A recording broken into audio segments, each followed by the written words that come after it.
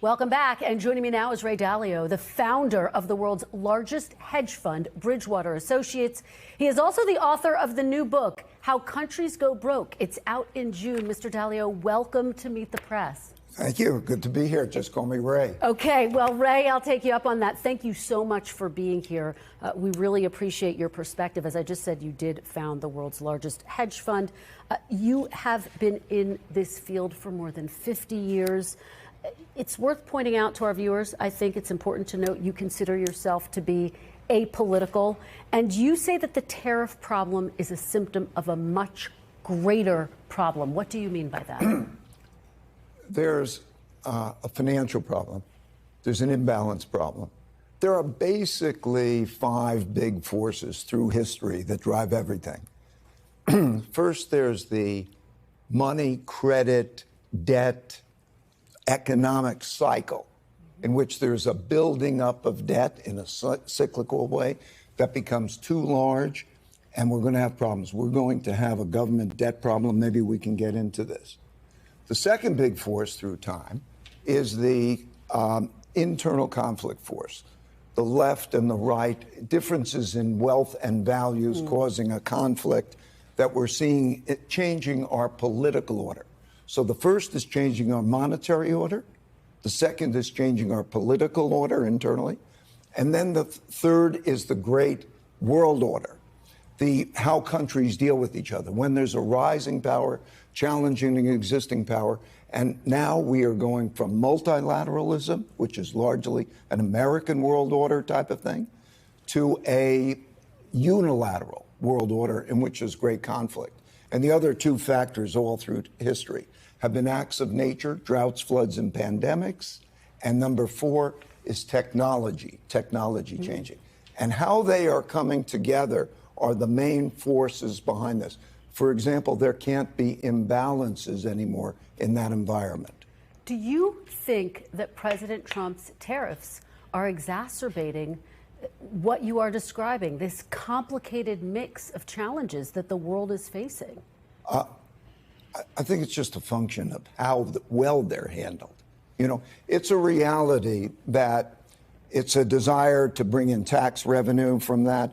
It's a reality that we would like to build manufacturing and jobs here. This is a reality. That's how that's done, whether that's done in a practical way, whether that's done in a stable way, whether that's done with quality negotiations in which that's a mutual problem, or whether that's done in a chaotic and disruptive way that produces great conflict, makes all the difference in the world. Based on what you're seeing right now, do you think that these tariffs are being carried out in a practical way or a chaotic way? I think we'll see. So far, very disruptive. So far, very disruptive, right? And so we don't know what the numbers are. But that could be part of a process, right? It depends where we are at the end of the 90 days. Because what was put there is like throwing rocks into the production system. And those impacts would be enormous in terms of the efficiency of the whole world, great cost. I want to ask you about something that's on a lot of people's minds, your predictions for the future. And I want to start with the R word. I know you think this is just a piece of it. Of course, I'm talking about a recession. Do you think it is likely that the United States will dip into a recession because of President Trump's tariffs? I think that right now we are at a decision-making point and very close to a recession.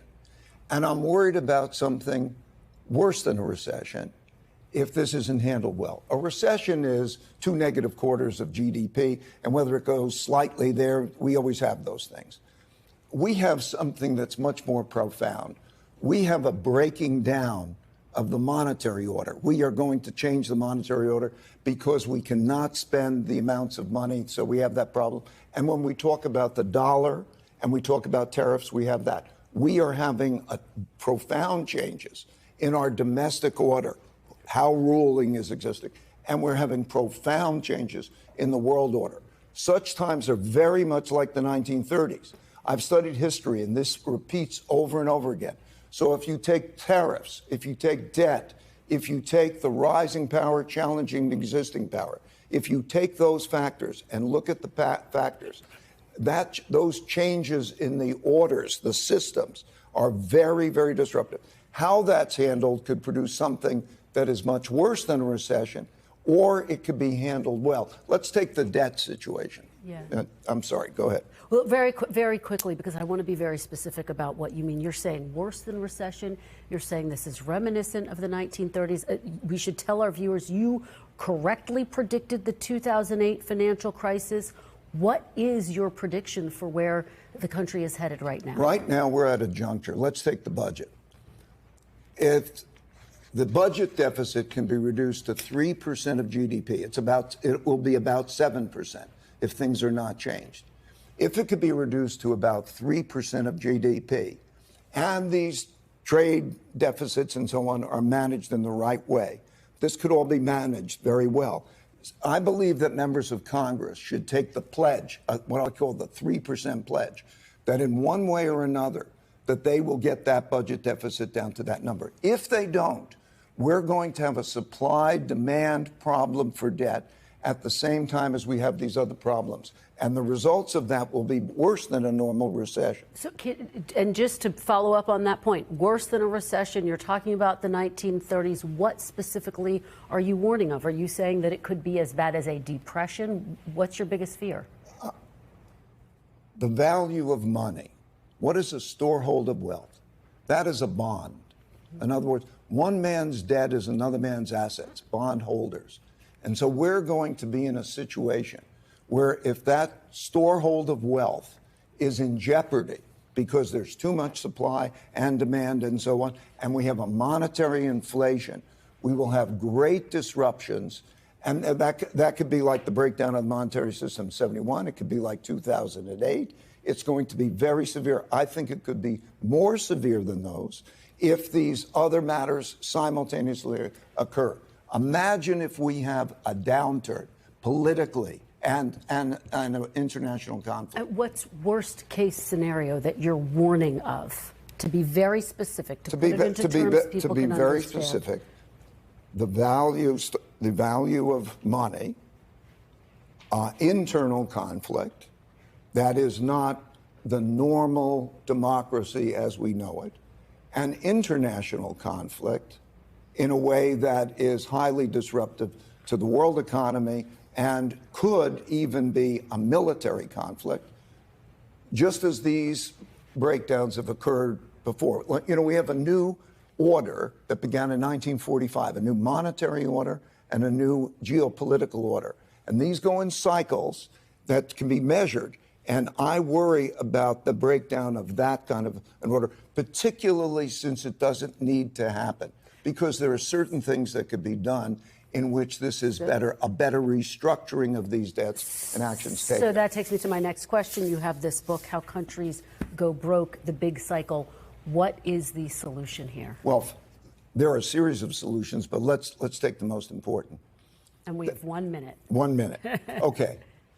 3% of GDP, bring that deficit down. It can be done in a bipartisan way, the way it was done between 1991 and 98. I explained how that could be done, doing things together for the greater good.